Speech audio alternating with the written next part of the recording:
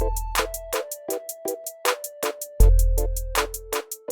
aí pessoal, bom dia, boa tarde, boa noite, eu não sei que horário vocês estão vendo.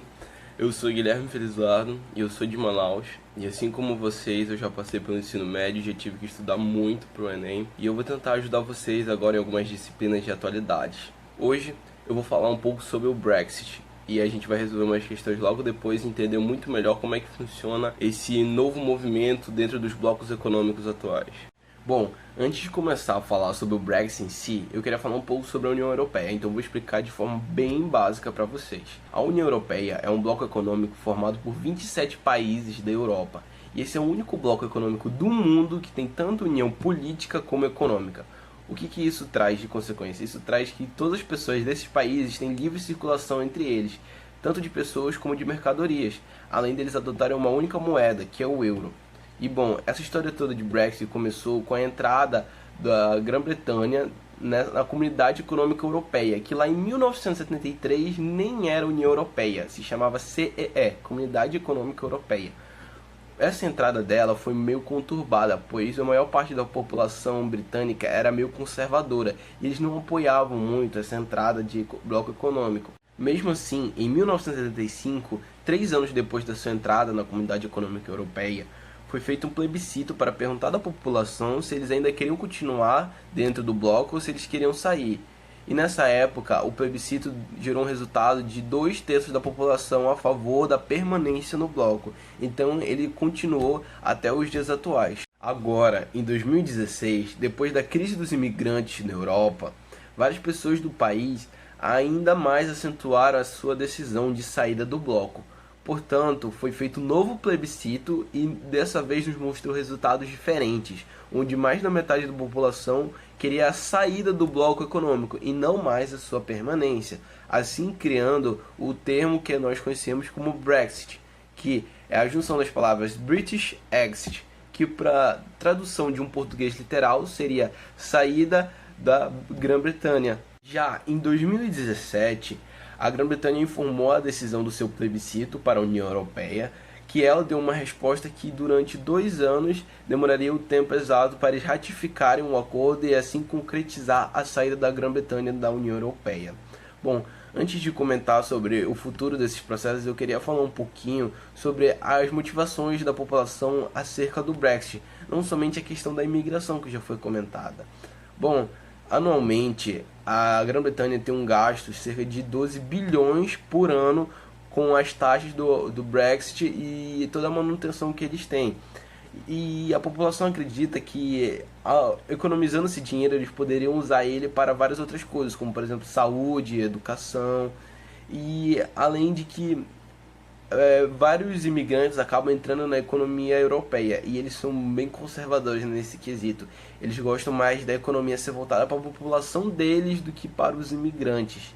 Bom, durante esse prazo de 2 anos de tentativas de ratificação desse acordo, nós vemos inúmeras tentativas de um acordo entre a Grã-Bretanha e a União Europeia, várias vezes sendo mediadas pelos seus primeiros ministros, onde primeiramente, antes mesmo do plebiscito, eles tinham o ministro David Cameron, que era um defensor da permanência da Grã-Bretanha no bloco, mas ele saiu devido ao plebiscito. E aí nós entramos com a primeira-ministra Theresa May, que compactuava com essa ideia de saída do bloco econômico.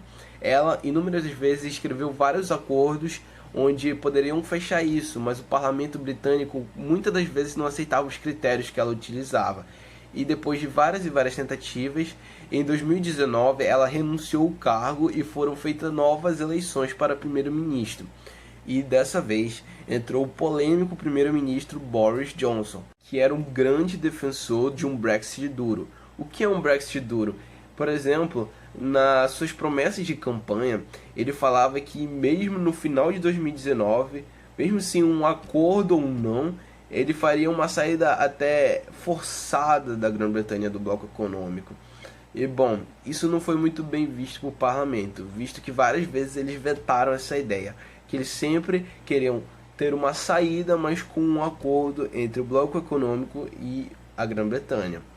Bom, Com isso, o Boris Johnson fez uma jogada política. Em setembro de 2019, ele conversou com a rainha Elizabeth da Inglaterra, assim adiando as eleições do parlamento e mantendo a maioria do parlamento que compactuaria melhor com seus ideais, assim promovendo uma rapidez na aprovação dos acordos.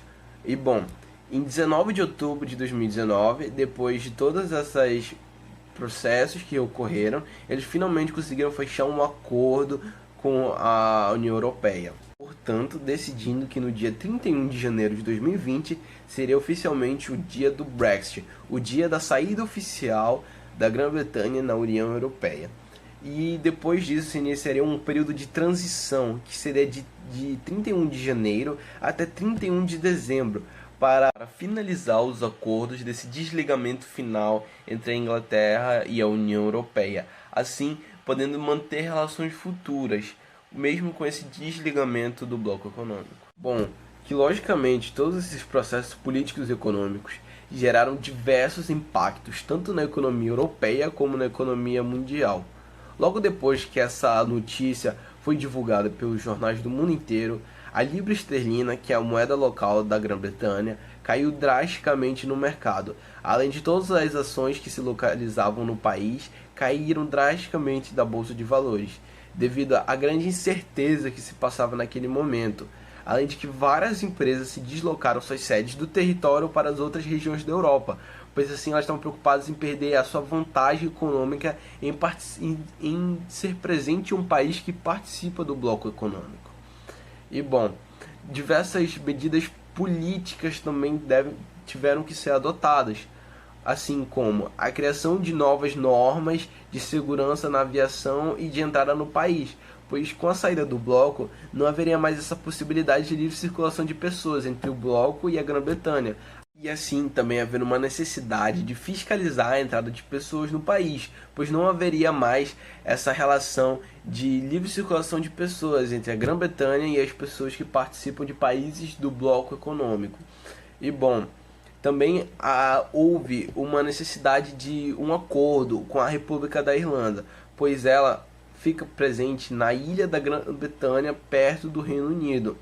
E ela ainda faz parte do bloco econômico, mas depois desses acordos terem sido resolvidos, haverá uma livre circulação de pessoas entre a República da Irlanda, com a Irlanda do Norte e a Inglaterra, mas não entre a Inglaterra diretamente com o bloco econômico. E bom, houve uma acentuação na divisão entre os partidos políticos lá na Inglaterra, pois vários partidos que não compactuavam com essa saída da Inglaterra no bloco econômico tiveram seus ideais restringidos pelas políticas do Boris Johnson e do Partido Conservador da Inglaterra, assim criando uma certa animosidade entre vários outros partidos como o trabalhista e os conservadores. Bom, uma das previsões que poderiam favorecer o Brasil, que vários economistas estão falando no mundo todo, é que com a saída da Grã-Bretanha do bloco econômico da Europeia, ela possivelmente gostaria de melhorar suas relações com países da América e da América Latina, pois ela estaria se fechando suas portas para o comércio europeu e abrindo essas portas para o comércio com outros países fora do bloco, assim favorecendo a economia tanto de Brasil como países daqui da América Latina. E assim nós vamos encerrar aqui a nossa aula sobre o Brexit. Agora nós vamos resolver algumas questões e debater melhor sobre elas e tentar ver na prática como nós podemos aplicar esse assunto.